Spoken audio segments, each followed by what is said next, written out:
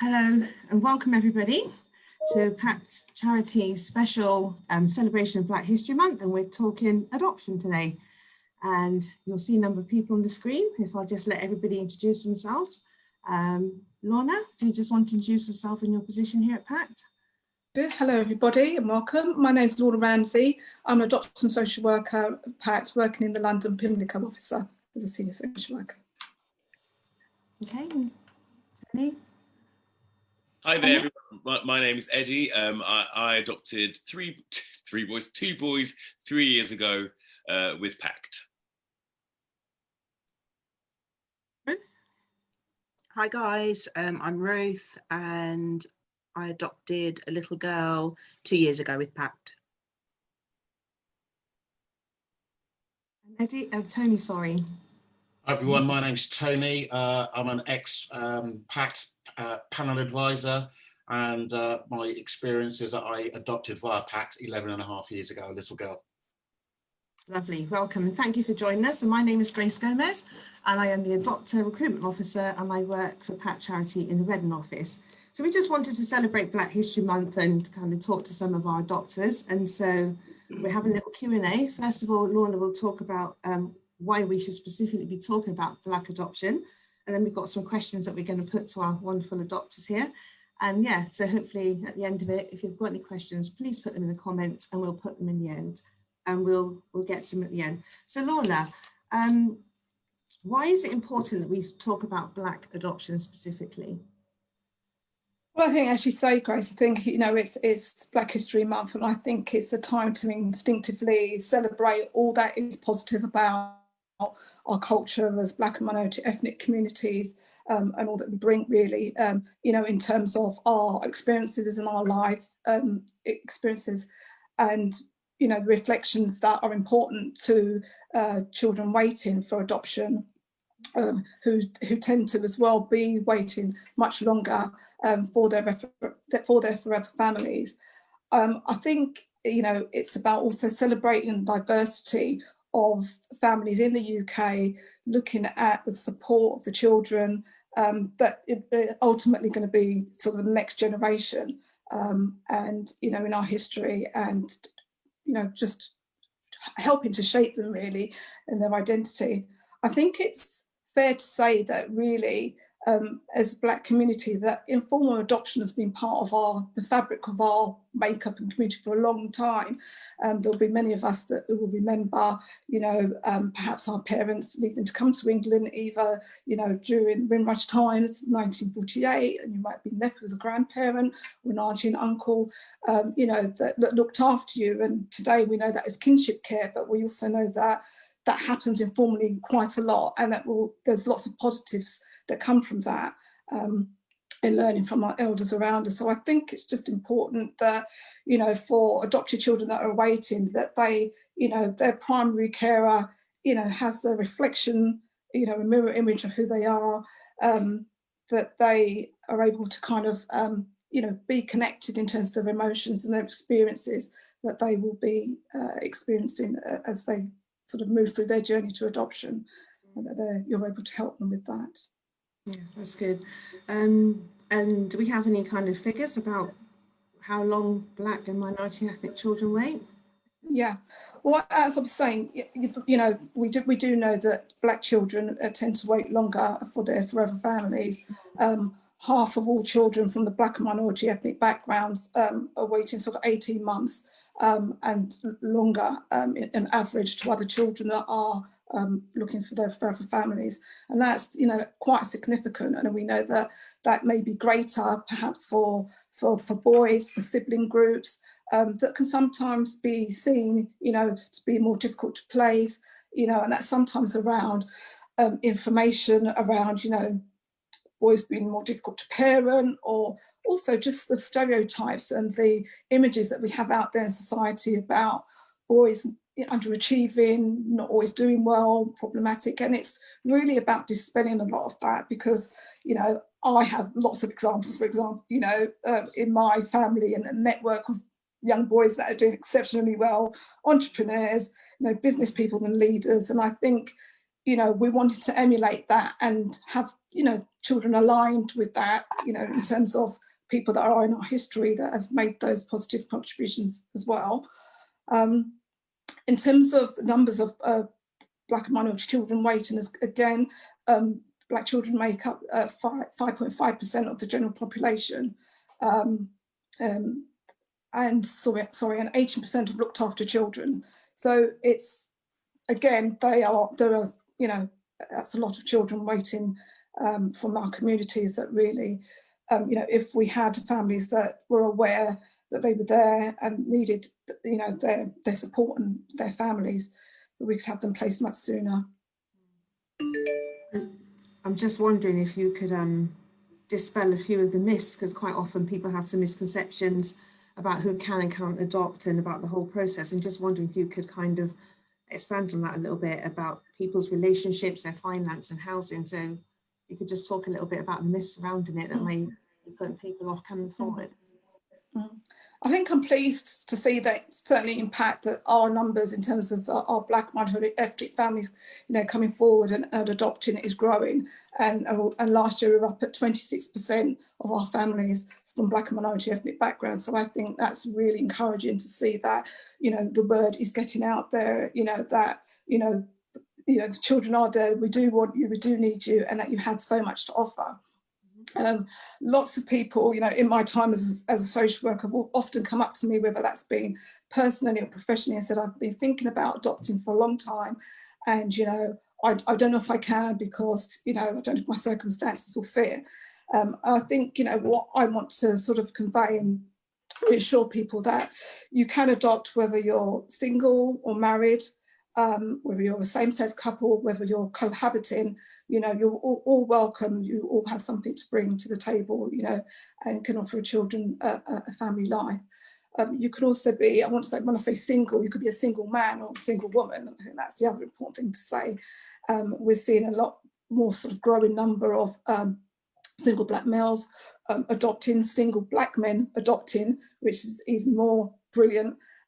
Because again, it's about balancing that stereotype, you know, with Black fathers, Black males, and what, you know, that they are actually present in their children's lives and do want to be seen to be doing so. In terms of finance, again, you know, it doesn't matter what you're earning, you know, obviously money is important, children cost money to raise and bring up, but, you know, I don't want people to be thinking, you know, I don't have the highest salary and that's going to prevent me from adopting.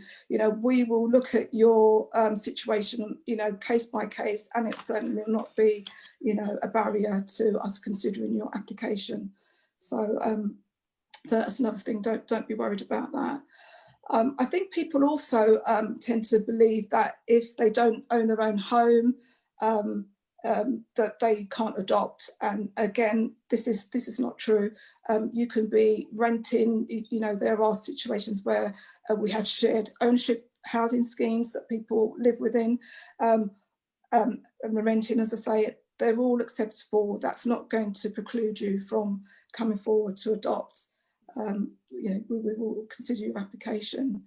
But it is important to have a spare bedroom for a child or children to stay in. So that would be something that would be important, but certainly it doesn't have to be your own home or mortgaged. Great. Thank you. Thanks, Lorna. We'll go over to our real adopters then and just hear a bit of their story. So I'm just going to ask you the same question in turn. So first of all, to you, Ruth, can you tell us a little bit about your family? Yeah, and the ages of your child or children that you've adopted, please. Yeah, it's me, my husband, Ollie, my husband's white, and our daughter, Luna, she is 3. She came home to us when she was 14 months old, nearly 2 years ago. We've also got 2 dogs as well. We've got two Labradors, so there's all of us, the 5 of us, and that's our immediate family. And then obviously we've got a grandparents. I've got 2 sisters. My husband's got a brother and a sister as well. So yeah. Okay, thank you. And you, Eddie? So I'm in an interracial gay relationship with a male. So we adopted two boys who are half Nigerian, half British, which is exactly the same makeup as the two parents. When they were 10 months and 22 months, they are biological brothers, mother and father, and they came to us as a sibling pair 3 years ago. Okay, thank you. And Tony? Yes, I'm Tony. Been married to my wife for 23 years. She's white English, and we adopted our daughter 11 and a half years ago from PACT. And she has an older birth child brother who's 15 and a half. Thank you. So a real mix of families there. It's lovely. Thank you. Okay. I just was wondering as well, I'll start with you, Ruth. How was your decision to adopt received by your family and friends?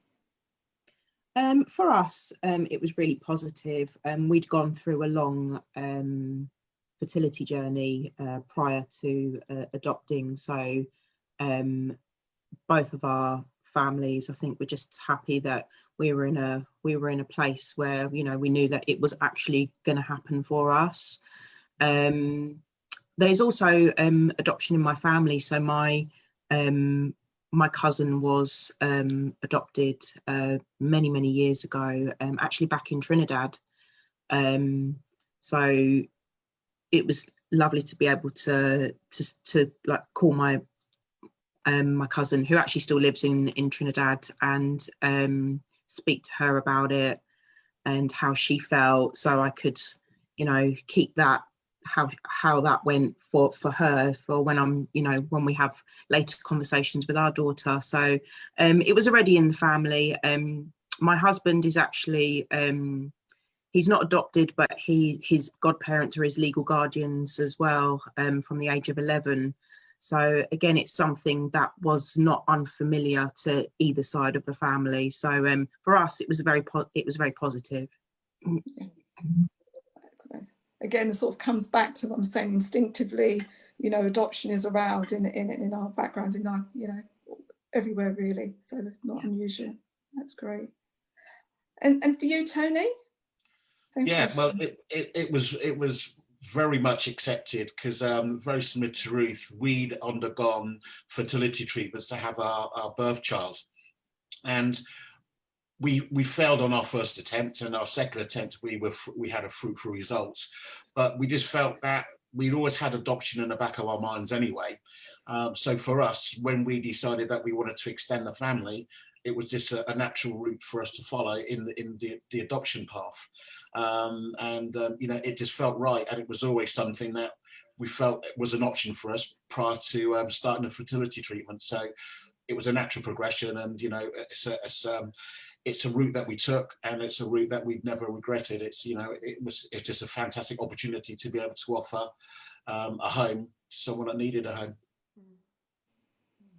Thank you, Tony. Thank you. And Eddie, same question for you, please. So yes, as we've talked about me having an interracial relationship, so the white side of our family, my partner's aspects of the family, were very welcoming of the news and very on board with it from the very beginning. And my family, there's a lot of stigma, you know, with me being an African, Black, gay male adopting kids with another man was mind-blowing for them. And it's still something to this day that causes some kind of unrest among certain parts of my family, you know, especially the older generation. So my mum and dad, you know, I've accepted my children are part of our lives on a day-to-day level, but the wider family, we're a bit of a secret, and we're a bit of, I guess, a bit of a clouded subject, which is sad, but I understand culturally people from ethnic minorities come with a lot of old traditions and old ways of thinking that maybe inhibit the world of adoption in general terms, but also in terms of gay adoption. What I will say was that, you know, adoption is something that we chose for ourselves and our family didn't have a say in it, but that wouldn't ever change my decision. Adoption is something that has enriched my life on a personal level, and I would never, you know, turn away from that, regardless of who my family wasn't up for it. But yeah, so yeah, we're still like this. We're still working on it. Yeah. Okay. Thank you, And Eddie. Thank you. so Tony, can you tell me why did you choose PACT Charity? When my wife and I were looking into adoption, we knew that there were various routes that you could take. So there was the local authority route. There was also, you know, the charitable route. What we wanted to have not almost more contact, but more of a relationship with the people that we were dealing with. And we just felt, whether this is right or wrong, we just felt that if we'd gone more on the local authority route, we may have not have had that direct contact. And we wanted to, you know, we wanted the journey to be as smooth as we could have, if that makes sense. Yeah, sure. Okay, thank you. And Eddie, why did you choose PACT? We came to PACT after a really unfortunate experience with our initial adoption agency. And I always try to say to people, it's so important to do your research. And, you know, as Tony's mentioned, the whole personal connection has been so vital. And we didn't get that with our first agency. And, you know, 18 months into the process, we came to a halt and we were left, you know, high and dry. And we came across PACT, and PACT embraced us as humans. We're really personable, we're really engaged with us, and we're really on our side, and really wanted to get to know us as people and really draw out our strengths. And so, you know, I always say PACT saved our lives, essentially. So, you know, it's always important that I say to people, really do your research. I think what sets PACT aside from other people, especially local authorities, is the hands-on approach. And the fact that they're very well staffed, they're very well resourced as well. So, you know, if I was ever to adopt again, which I won't because I've got 2 kids, I will always go with PACT personally. But yeah, so that's how we came across PACT. Thank you. And Ruth? Yeah, I mean, it's very similar. It was just, we just had this instant connection when we went to the open evening. It was just a warmth, it was friendly, that it's caring. It wasn't like this sort of like you have to do sort of A, B, and C and that's it. You know, it was that personal touch. For us as well, we just felt that they were inclusive of everybody, which we loved. It was just so diverse. And we, prior to going to the PACT open evening, we went to the local authority and open evening. And, you know, they forgot we were coming. They had to scramble something together. It wasn't organised. And we didn't want that. You know, this was something that was so important to us. And we you know, we wanted people to kind of guide us through it, or, you know, from the start to finish. So for us, it was just the right thing to do. And, you know, we are looking maybe for our sins to adopt again. So we will definitely be doing that through PACT and hopefully start making some inquiries fairly soon. So yeah. Thank you. Thanks. Well, I want to say again, thank you for, you know, making PACT your agency of choice, really, in choosing to adopt through us. And I'm just wondering also how you found the adoption process. So I'll start with you, Eddie, this time. I think early on in the talk, we talked about people having prohibiting factors or what they believe to be prohibiting factors. So, you know, just to disclose something about me, I have a history of mental health issues, which meant my initial agency couldn't really get on board with that and we didn't really know how to, I guess, sell it. And I think, you know, it's so important for people like me who have mental health issues or any other kind of conditions that they might think that prevent them from being parents, that they know that PACT were great in terms of really assessing the aspects of my life and really working out how you know, how it made me the strong person that I am today, how it made me resilient enough to be a parent. so yeah, it was tough, you know, having to prove yourself to lots of people time and time again. And even when you become approved to adopt, the whole matching process and finding your children, there's always the stigma that you think, oh, will people choose me? But because I have a history of mental health issues. PACT were amazing at facilitating the match. The link was amazing. So, you know, adoption has changed my life for the better. It really, really has. You know, I was saying to the guys before we came live on, it is hard work. Parenting is hard work, but the rewards far outweigh, you know, any sleepless nights or any pooey nappies or any kind of, you know. So yeah, I really have enjoyed and continue to enjoy my adoption journey. Wonderful, lovely. And the same question for you, please, Tony. How have you found the process? Process for us was, it was like a dream, and I can only put it as simply as that. The lady that worked with us, who I think has since retired, was a lady called Chris Foote, and the experience that I had with her, you know, to the point where she would come and she would really understand, and as Eddie said, she got to know us. It was those little significant personal touches that made the process so seamless for us. You know, it was a match made in heaven from the time that we started with PACT to the time that we went through the process of the assessments. She just made us feel comfortable, and she understood what we were looking for and what we wanted to gain from adoption and what we could benefit in adopting a child. And I can honestly say that she was instrumental in us being on this journey and staying on the journey. So, you know, I can only thank PACT from the bottom of our hearts from that process. It was fantastic. Really encouraging. Yeah, Eddie, sorry. Can I just add an aspect of the process that I think people need to know about is, as an interracial couple, once we were approved, we were inundated. We were getting profiles, you know, multiple profiles per day. We had kids wanting to, social workers wanting to meet us, you know, and our white counterparts, you know, would wait and maybe have a profile presented to them once a month or 6 weeks, you know, and we're waiting after a year to be matched or linked with their kids. We were linked with our kids within 5.5 weeks of us being approved. So the numbers speak for themselves. You know, the kids are out there, and that's one of the, I guess that's one of the rewards of going through the process as a BME adopter, is having a lot of choice and being in demand. And so something to really think about as well, rather than thinking you might be waiting for a long, long time. You might not be at all. Yeah. Thank you, Eddie. And Ruth, can you tell us about your experience of the adoption process, please? Yeah, I just wanted to echo what Eddie just said.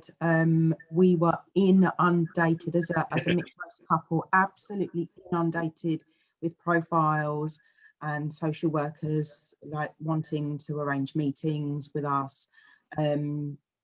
Yeah, as Eddie said, you know, you're not necessarily waiting long. We were matched with our little girl 7 weeks after being approved, so you know, it wasn't long at all. The process itself, stage one, I found arduous with all the paperwork and referencing and going back to where you've lived and employment history.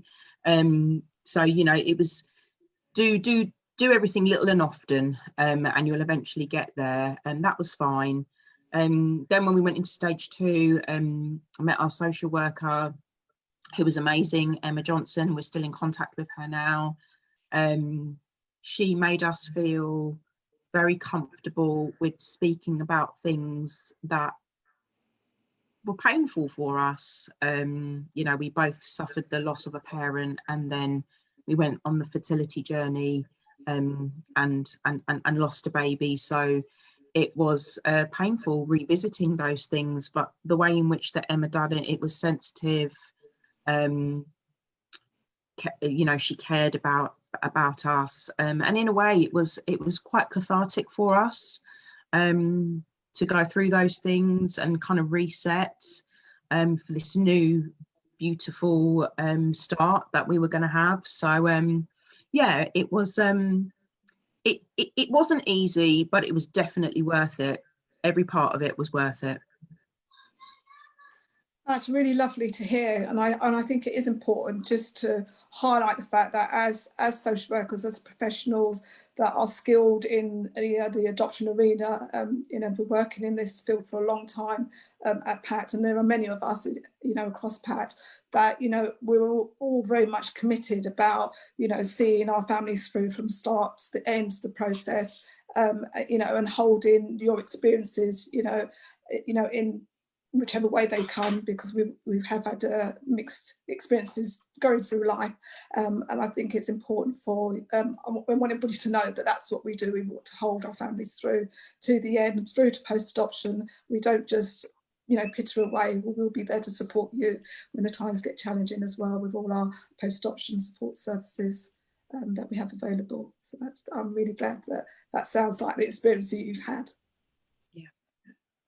Okay, and if you've got any questions, don't forget to put them in the comments, and we'll come to them at the end. Okay, so the bit that I like, you meeting your children for the first time. Eddie, what was it like when you met your boys for the first time? Meeting your kids for the first time is really surreal. So a lot of people, it's changing at the moment now, but when I was an adopter or about to adopt my kids, you never ever got to meet your kids. There were no chemistry meetings, no bump into meetings. You got pictures maybe, we got some video footage. So you go through this whole matching panel, and then you're finally approved to match with these kids, and then you get to meet your kids for the first time, people that you've met, you know, you've signed up to for your whole life, basically. And I remember there being a lot of nerves, lots of anticipation. And something we do in adoption is you give certain items from your home to the foster care of the kids. So they had pictures of us, they had a teddy from us, and they had a blanket from that had our scent that we'd slept with for a few days. So we knocked on this door, and Samuel, who was almost 2 at the time, just ran to the door, "Daddy, daddy, dad, dad, daddy, daddy, daddy, dad, dad, dad." You know, really excited to see us, and it just bowled us over, this energy. And hearing this word daddy dad is in some ways so trivial for them, because they don't really understand the connotation of the word daddy dad, but for the adult, you know that there's a lot of weight in that. And I just remember being on, you know, you're tentative. It's like dating someone for the very first time. You're kind of doing this dance of getting to know one another, and you're slowly learning to fall in love with these small human beings. So yeah, very, very, very special time, but also, you know, a very difficult time. The very first few days and the first few weeks of parenthood, I remember just being like a zombie, walking around like a shell of myself, because it's such a massive flip of the switch. No kids one day, and then kids the next day, bam. But yeah, amazing times. And Tony, what was it like when you met your daughter for the first time?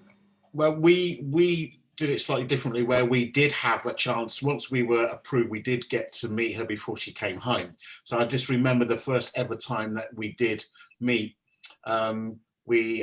She had a foster parents, and we went into their kitchen area, and Sarah and I just sat on the floor. We just sat in the middle of the floor, and she was introduced to us, and we just sat there, and we were just playing about with some toys on the floor. And it was quite interesting that she then came to us. So we didn't go to her, she came to us, because she was 1 year old. So we were first introduced to her. She was literally 2 days before her first birthday. And it was feeding time, so she had to take a bottle. So I just remember she got used to us. She'd had our pictures around the kitchen area. And I just remember feeding her a bottle. She took it from me beautifully, and then she fell asleep on my lap. And for me, that was when I knew, because she was at ease. But we didn't go to her. We waited for her to feel comfortable, and she came to us. And yeah, that was a time when I went, yeah, this is my little girl. And you know, it's something that I won't forget. And it was just a real special moment. And yeah, you're making me a bit emotional now. So yeah, I'll move on. That's lovely, thank you. And Ruth, how was it for you when you met your daughter? For us, we actually got to meet our little girl before we were matched. So it was once we'd been linked. So it was in between linking and matching. It was a one-off meeting with her foster carer, and it was at the offices of her social workers. So I just remember the night before, I don't think I slept. I had butterflies, I felt ill, but it was this mixture of feeling so nervous and overwhelmed, and yet so excited that you're going to meet this little person that is yours. So I just remember she came in and she'd only just turned 1, so she was toddling around, you know, like a drunk little human. Things. And she toddled over to us, and we started playing. There was a cup on the table and it had some juice in it, so she wanted that, so we gave her a little bit of juice. And I had really sparkly nails, so she was playing with, like, looking at those, and she just liked them. It was lovely. It was lovely, and it felt right. And I think from that very moment, you know, we knew she was ours. She fell asleep on her dad in that meeting, which was lovely. And she really is a daddy's girl anyway. So that, you know, I kind of knew that from that moment she was going to be a daddy's girl. And then when she came home, excuse me, and we were really lucky. She slept. I mean, I didn't sleep the first night that she came. I just stared at the monitor the whole time. But she slept. You know, we've been really lucky. She sleeps. She eats. She's happy. She's healthy. It's. I think when she first came home, I questioned myself. You know, does she like me? Is she happy? And I just think that's normal. Any parent would do that, whether it's a birth child or an adopted child. So you do question yourself quite a lot. I think the other thing to mention is that when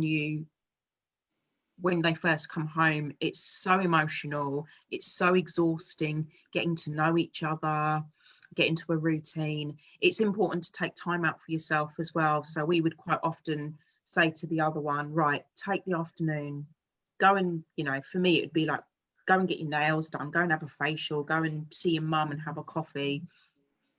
And then vice versa, I'd say to my husband, go and play football or something, just so you get a little bit of time to yourself, because it is, it can be, yeah, very, very overwhelming. You just need a little bit of space. So, but as Eddie said, it's weird. Like one day it's just you and your partner, and then the next day, you know, there's this child that's, you know, running around, and they're yours, and you're fully responsible for them. So, yeah, it's beautiful, but it is a bit crazy as well. Thank you. Thanks for sharing that. Okay, and then lastly, I'd like to ask you, what would you say to someone thinking about adopting, and any top tips? And I'd like to start with Tony first. Be prepared. You know, I always say it's about planning, but understand the journey that you're going to go on.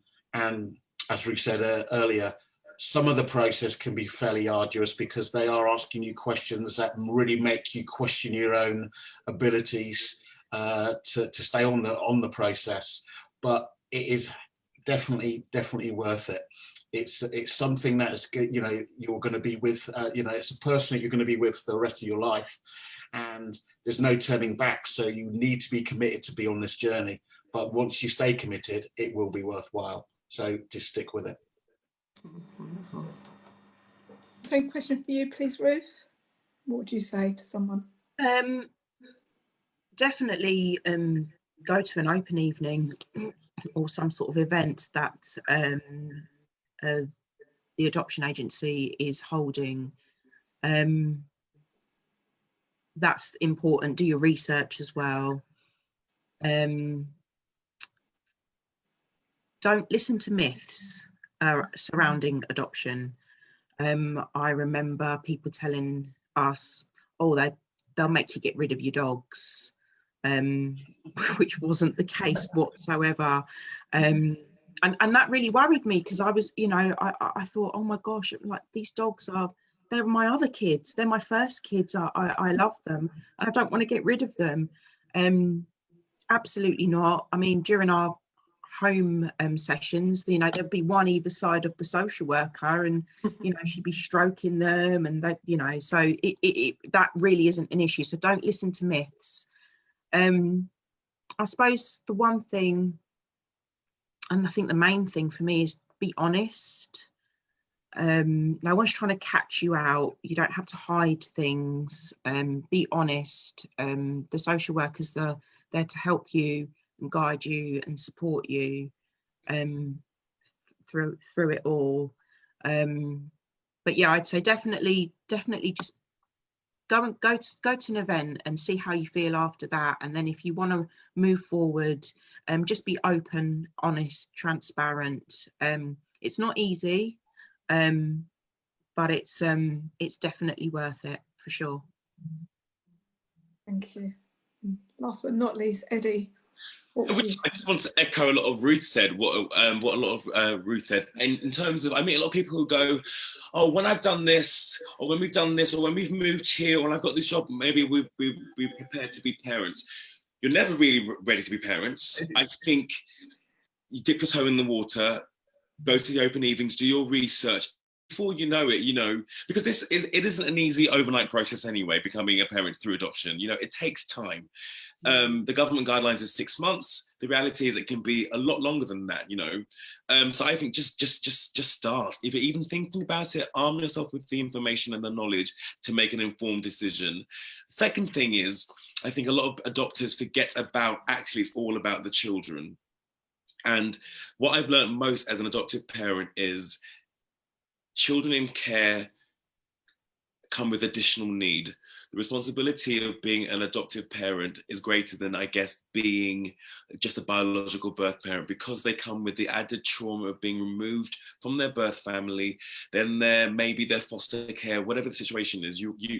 You are taking on children with elements of back history and baggage. So just do your research about the trauma adopted children go through and some of the challenges that might present to you later on in terms of emotional behavior or behavior development. Yeah. Thank you, Eddie. Thank you, everybody, for your contributions there. Really helpful. Wonderful. I think we just had one question come in, and I just want to say thank you to all of you for sharing your experiences. And just wanted to know, how specific were you about the children that you wanted for your family? That's a question. Well, I mean, I always joke because I was adamant I was having one child. I wasn't going to be doing any siblings. I wasn't, you know, and I was very clear I wanted a child who was under 6 months old, and you know, and that's the very beginning of my process. And what the adoption process teaches you is to be open and to really consider the breadth of what you can offer. So, you know, I ended up with two boys who were way above, well, one was 10 months, one was 22 months. And, you know, I never thought I'd have 2 kids in one go. I thought I'd adopt one and then one later. So I think being specific too early on is a hindrance to you. Just go through the process and just be open. And the more you learn, again, the more you learn and about the kids who are out there and, you know, the kind of about the process, the more you'll realize what you can take on or what you're able to, you know, to face. Thank you. Another question. It says, how do you talk to your children about their backgrounds, and do you do anything to celebrate their heritage? You want to answer that, Tony? How do you talk to your children about their backgrounds, and do you do anything to celebrate their heritage? Well, in terms of the backgrounds, I mean, and I hope I've understood the question correctly. In terms of our daughter knowing that she's adopted, she's very clear. We've made that from day one. In her room, we have pictures of birth parents. So we've always been very open. In terms of her origins, it's a difficult one because her origins are Scottish and Jamaican. I'm Bajan and English-Irish, but we just basically culturally, she has been brought up understanding where she's from our respect. So, you know, I tell her about where she's from. She's been to Barbados. She understands, you know, in terms of how we eat. You know, we have an eclectic range of what we eat, but I try and educate her the way that I was brought up.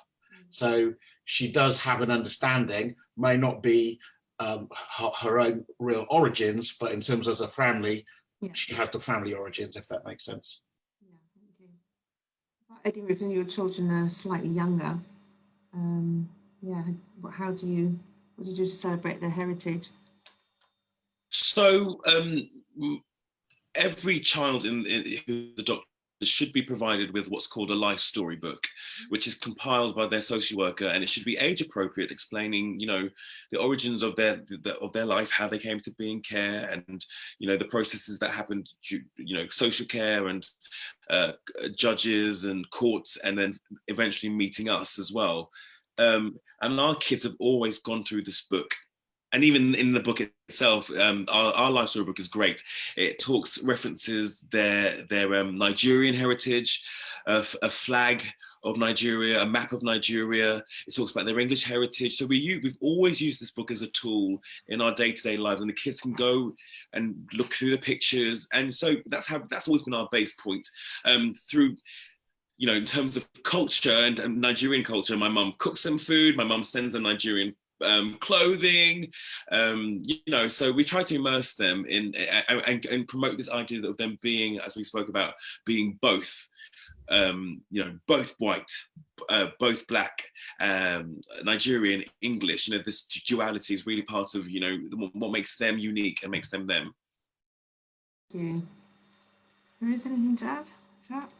Yeah, I think as Eddie said, we've got the life story book, which was really well put together. So there's quite a big part of it which goes through our little girl's heritage. She's very mixed, so she's got Portuguese, Black Angolan, Pakistani, and then Irish as well. So there's sections that explain each of those to her. We actually, I mean, she was too young to understand, but actually last year we did manage to take her to Portugal.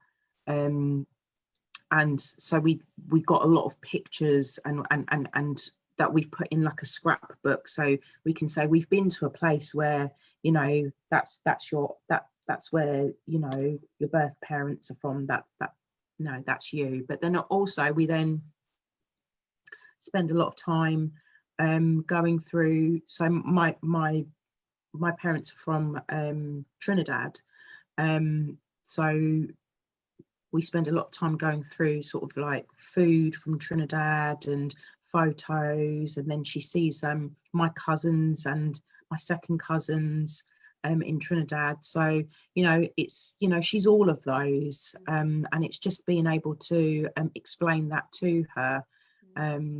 It's more difficult because she's only 3, but as time goes on, that is something that is gonna be a major factor for us to be able to sit down and go through, make it fun for her and make it interesting, and make her, you know, realize that she's special because she's, you know, she's got all of these different places and origins that make her unique. Wonderful. Okay, well, that's it on the question. So thank you so much for giving up your time. It's been amazing. I love hearing your stories and really value your time that you've given today. And just to say to everybody who wants to find more information, please go to our website, www.pactcharity.org, and there you'll find our upcoming information events and lots more information. So please take a look at our website, and thank you for joining us today. And thank you as well, Lorna. Thank you. Thank you, everyone. Thank you. Thank you. Thanks. Thank you.